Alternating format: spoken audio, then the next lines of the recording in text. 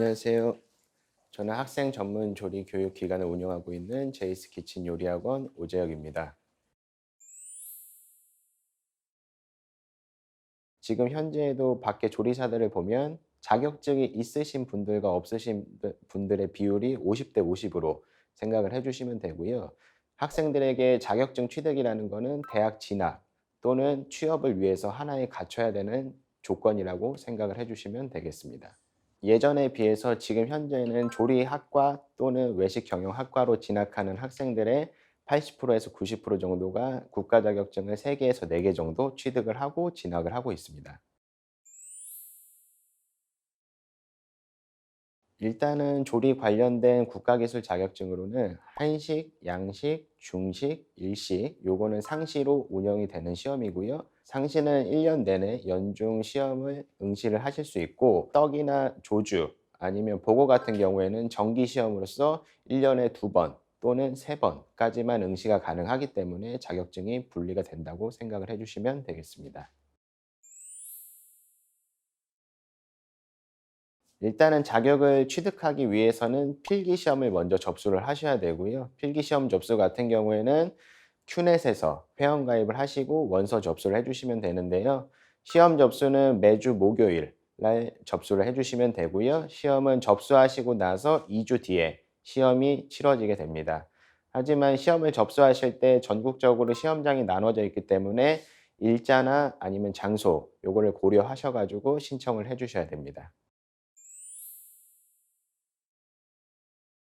작년까지는 한식 자격증을 따거나 양식 자격증을 땄을 때는 나머지 종목에 대해서 필기가 면제가 됐었습니다. 근데 2020년도부터는 그 면제 제도가 폐지가 돼서 현재는 한식, 양식, 중식, 일식 각 과목별에 대한 필기를 다 취득을 해 주셔야 됩니다. 일단 저희가 추천하는 방법은 가장 익숙한 음식 또는 자기가 좋아하는 음식이 있는 자격증을 먼저 선택을 하는 걸 추천을 드리고요. 한식이나 양식 같은 경우에는 가짓수가 30가지 내외로 있기 때문에 뭐 비교적 많다고 생각하실 수 있지만 중식이나 일식 같은 경우에는 19가지에서 20가지 내외로 비교적 적은 숫자를 보이고 있습니다. 근데 이 차이는 숫자가 적다고 해서 쉬운 건 아니고 숫자가 많다고 해서 어려운 건 아니고 기초적으로 자기가 조리에 대한 능력만 갖춰져 있다면은 어떤 걸 먼저 선택하셔도 무방합니다. 하지만 저희가 전문가 입장에서 봤을 땐 한식이나 양식을 먼저 취득하는 거를 추천을 하고 있습니다. 학생들 입장에서는 일식을 가장 어렵게 생각을 하고 있습니다. 일식 같은 경우에는 일단 저희가 인제 횟집이나 초밥을 먹으러 가 보면 앞에서 인제 회를 뜨시는 분들의 칼 자체가 일반적으로 저희가 가정에서 쓰는 칼이 아니고 전문적인 이름으로 사시미 칼 아니면 대박 칼 이 두 가지 칼로 요리를 하게 되는데 일반적인 칼보다는 길이나 두께 그다음에 잡는 방법이 다르기 때문에 학생들에게 어려움을 만들어 가고 있습니다. 자, 요거는 일반적으로 집에서 가장 많이 쓰고 계신 셰프 나이프라고 하는 거고요. 요거는 한식, 양식, 중식, 일식 요거는 가리지 않고 사용을 하실 수가 있는 칼입니다.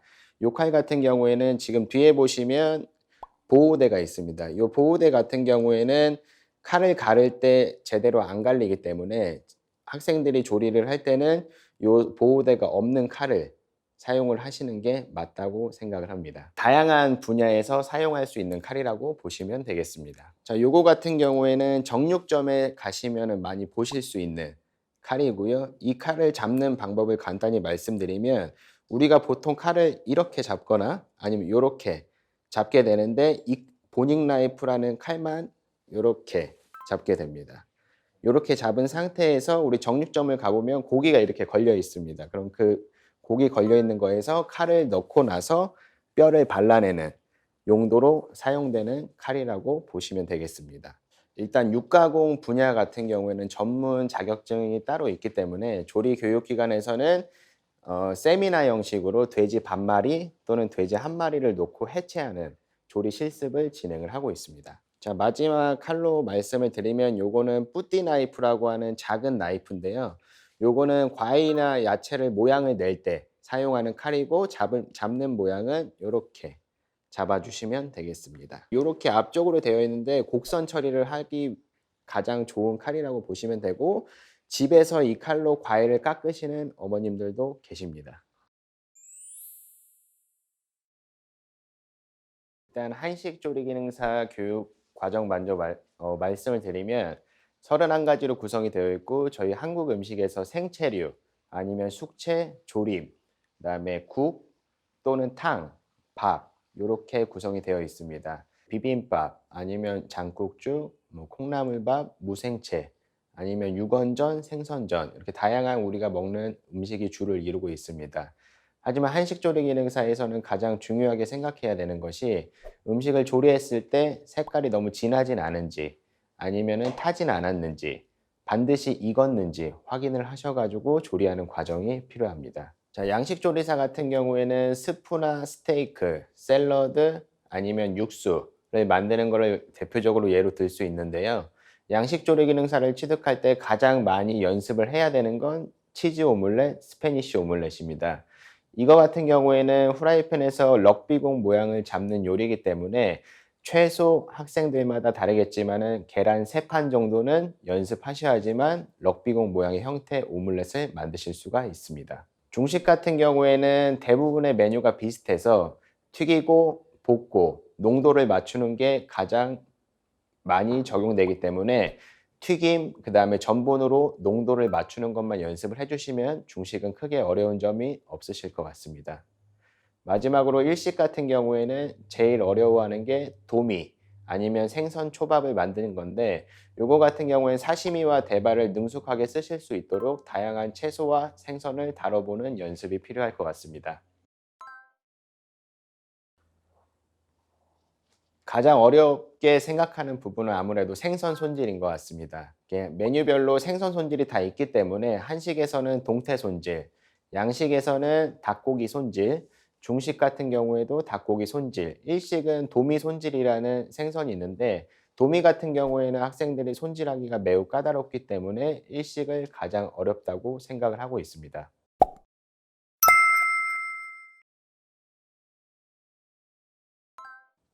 일단 조리기능사 시험을 보실 때는 31가지 또는 19가지, 20가지 이 각 종목별 메뉴에 따라서 2가지씩 랜덤으로 선정이 되는데요. 이 데이터 같은 경우에는 인터넷에서 충분히 구할 수 있지만 그게 그대로 시험에 나오진 않습니다. 네, 평균적으로 시험 시간은 약 1시간에서 1시간 10분 이내로 시험이 진행이 되고 있으며 과정에 따라서 시간이 오버되는 경우도 있고 아니면은 일찍 만드는 경우도 있는데 시험장에서 가장 준수해야 될 거는 시험 종료 5분 전에 제출하는 게 가장 좋습니다. 일단 한식에서 예를 들게 되면은 비빔밥은 시험 시간이 50분이고요. 한식에서 가장 긴 시험 시간을 보유하고 있고 가장 짧은 건 무생채 15분으로 토탈 65분짜리 메뉴입니다. 그래서 65분 이내에 메뉴를 완성해서 제출을 해야 되며 시험장에서는 이 2가지 메뉴가 나왔을 경우에는 칼질하는 것이 굉장히 많기 때문에 빠르게 손질해서 진행을 해 주셔야지만 1시간 이내에 음식을 완성하실 수 있습니다. 네, 평가 기준 같은 경우에는 조리 과정과 위생, 안전 이렇게 3가지로 크게 구분을 지을 수 있는데요.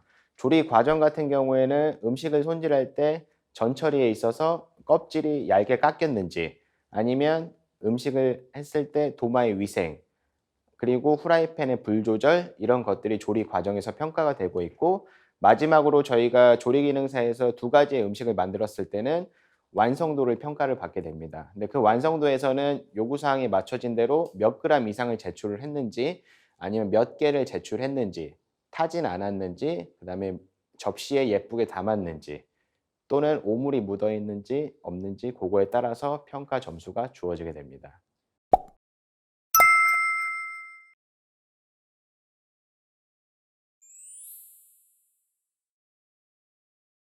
네, 일단 대학교에 대해서 많이들 궁금해하실 텐데요. 일단 간단하게 말씀을 드리면 국내에서 인제 탑으로 알아주는 조리 아니면은 외식 이쪽으로의 학교는 세종대, 경희대, 경기대 요렇게가 있고 이 세 학교의 특징은 실기보다는 인제 학문 위주의 교육으로 유명하게 인제 소문이 나 있고요.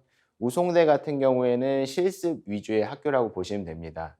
우송대는 학생들이 예전에 비해서 내신 등급도 훨씬 높아졌기 때문에 진학하기가 굉장히 까다롭다고 알고 있고, 마찬가지로 2 년제 같은 경우에는 4 년제에 비해서 학교를 다니는 기간은 작지만 그만큼 나중에 졸업했을 때는 4 년제에 비해서 배우는 양이 적기 때문에 다시 한번 편입을 고려하는 학생이 많다고 알고 있습니다.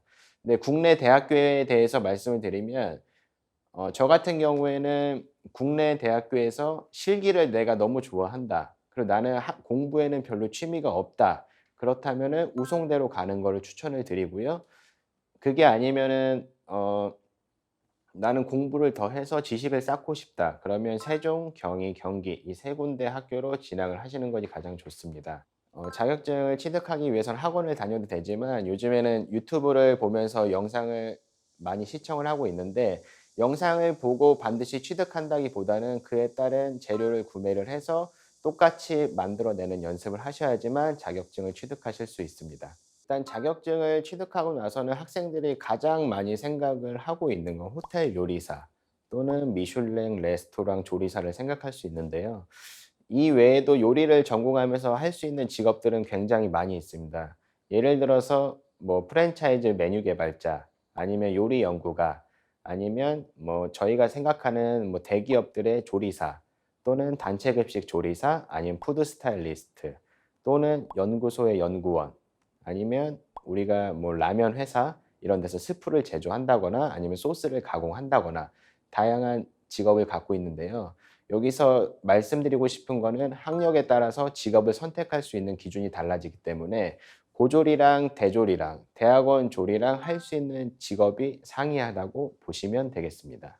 일단 요리사라는 직업 자체가 사람들이 알고 있는 인식으로는 연봉이 굉장히 낮다고 알고 있습니다. 그리고 인터넷을 검색을 해 봐도 연봉이 높지 않게 나와 있지만 제가 생각하는 요리사의 연봉은 자기가 만들어 간다고 생각을 해 주면 가장 좋을 것 같습니다. 본인이 노력을 하고 나서 받는 연봉이랑 본인이 노력하지 않고 돈만 쫓는다면 연봉은 언제든지 오를 수 없기 때문에 자기가 개발함에 있어서 연봉은 달라진다고 생각을 합니다. 하지만 직업에 따라서 연봉을 대략적으로 말씀을 드리면 우리가 흔히 알고 있는 호텔 조리사 요거 같은 경우에는 우리 그냥 일반적인 회사를 들어갔을 때 연봉을 생각을 해 주시면 되고요. 그게 아니라 프랜차이즈, 메뉴 개발자나 아니면 뭐 소스를 가공하는 중소기업으로 가신다고 하시면 공무원 수준의 연봉을 받을 수 있다고 생각을 해 주시면 되겠습니다. 흔히들 손맛이라고 얘기를 많이 하고 계신데, 저도 인제 학생들을 가리키다 보면은 레시피대로 똑같이 뭐 소금 한 스푼, 설탕 한 스푼을 넣어도 마지막에 맛을 보면 다 다릅니다. 근데 그 차이는 손맛이 아니라 계량의 차이라고 보시면 되는데요. 제가 한 숟가락을 넣는 거랑 학생들이 한 숟가락을 넣는 거는 1 그램 또는 2 그램의 오차가 있기 때문에 맛이 일단 첫 번째로 달라지는 이유고요. 두 번째 같은 경우에는 불 조절에 있어서 달라지는 이유도 있고, 아니면 내가 재료를 세척하는 과정이나 물을 어느 정도 넣는지에 따라서 시간적으로 조리가 달라진다는 점을 알고 계시면 되겠습니다.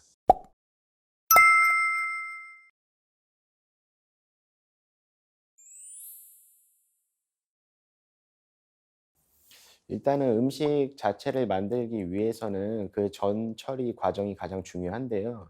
저희가 예를 들어서 식당이 12 시에 오픈을 한다고 하면 식당에서 조리사들은 아침 9 시부터 나와서 음식을 준비하는데요.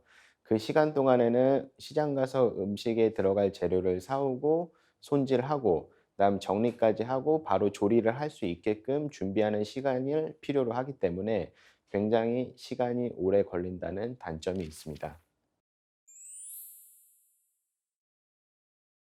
가장 다듬기 힘든 거는 양파와 대파라고 생각을 하고 있습니다. 제가 음식을 했을 때 망치는 경우는 타지 않는 이상은 다른 재료를 투입하거나 아니면 다른 야채를 투입했을 때 어느 정도 보완이 되고 있고요.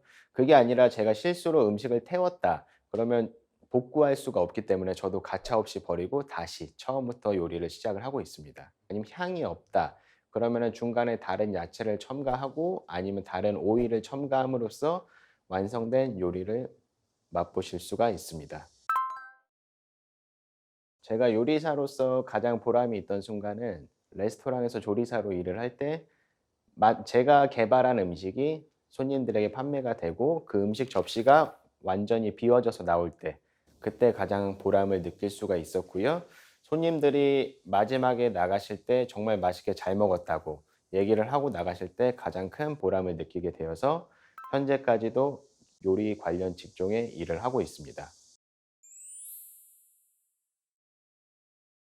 일단 조리 관련해서 직업을 희망을 하는 학생들에게 조언을 하자면 어 1 년에 조리를 전공을 해서 졸업을 하는 대학생들이 약 3만 명 정도 됩니다.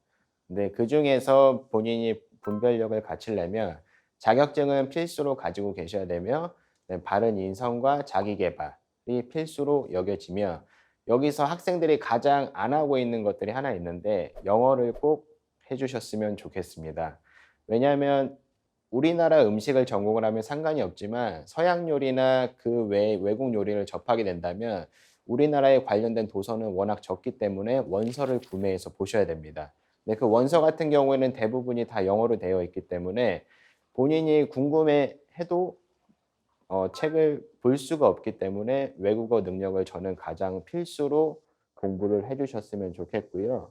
네, 마지막으로 학생들에게 하고 싶은 말은 첫 번째로 대학교에 진학을 해서 자격증을 필수로 취득을 해 주셨으면 좋겠고요. 의무로 자격증을 취득하기보다는 본인이 희망을 해서 그쪽 전공을 선택했기 때문에 반드시 취득을 해 주셨으면 좋겠고 자기 계발을 말씀을 드릴 수가 있는데요. 저 같은 경우에도 지금 현업에 있으면서도 자기 계발을 하고 있습니다. 어떤 자기 계발을 하느냐? 유튜브 같은 경우에는 일단은 요리 관련 영상을 많이 보고 제가 노트에 정리를 하고 있고요. TV에서 요즘에 많이 보면은 만남의 광장 또는 뭐 생활의 달인 이런 쪽에서 은둔 식단이 많이 나오는데 저는 그 프로를 보면서 그냥 뭐 '맛있겠다. 뭐 요리 잘한다.' 이런 느낌을 갖는 게 아니라 저 사람은 어떻게 저런 비법을 만들었는지 아니면 어떻게 저런 생각을 했는지 그런 거를 다 적어 가면서 공부를 하다 보면은 본인이 나중에 만들 음식에 가미만 쪼금씩 한다고 하면은 훌륭한 음식이 나올 것 같습니다. 그래서 TV나 잡지 이런 것들을 많이 보시면서 요리 관련 자기만의 노트를 정리해서 준비를 해 주셨으면 좋겠습니다. 자, 이 영상을 보고 있을 의왕시 청소년 학생들, 요리라는 꿈은 처음에는 멋있고 화려하지만 그 중간 과정은 포기할 때도 많고 슬럼프도 많을 겁니다. 하지만 끝까지 노력하고 본인이 포기하지 않는다면은 꼭 그 꿈을 이룰 수 있을 거라고 생각합니다. 화이팅!